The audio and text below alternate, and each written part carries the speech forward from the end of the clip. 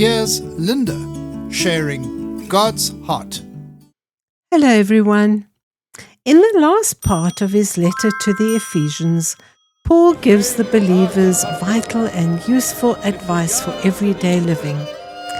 He then changes his tone and urges them to fill themselves with power in the Lord, as well as the might of God's powerful deeds from that time onwards.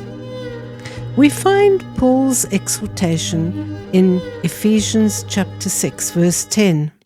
Finally, my brethren, be strong in the Lord and in the power of his might. Paul let the believers know that becoming strong in the Lord and in the power of his might is a process that they would need to be dedicated and committed to.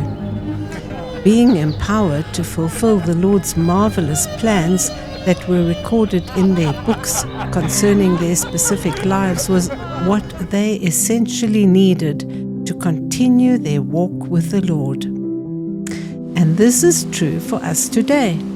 At no point can we presume that we do not need to strengthen ourselves in the Lord as well as in the power of his might. We receive God's power during times of closeness and interaction with him. Striving to become strong in our own strength is not an option because it's futile. One sure way of finding out whether we have received God's power or learnt anything in his presence is when we implement the Lord's power that we received. After we have watched the Lord and learned from him, it's only right that we should apply the lesson God taught. A sign that people know that they are learning something is when they practice as they are learning. I thank you, Lord, for hearing my prayer. Your mercy endures forever.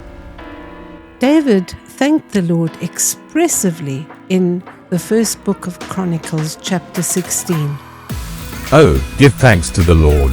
Call upon his name. Make known his deeds among the peoples. Sing to him. Sing psalms to him. Talk of all his wondrous works. Seek the Lord and his strength. Seek his face evermore. Remember his marvelous works which he has done, his wonders, and the judgments of his mouth. Declare his glory among the nations, his wonders among all peoples. These verses put things in a nutshell. Seek the Lord's face, thank and worship him for who he is, remember his wondrous works, and tell others about them. And I believe that this is God's heart for us when we face seeming insurmountable circumstances. My dearest child, as we interact with each other, you experience how powerful I am as I do mighty things. Because of our relationship and what I placed in you when I formed you, you know that as you co-labor with me, you can also rely on my strength and power to live a victorious life by allowing my power in you to flow out of you.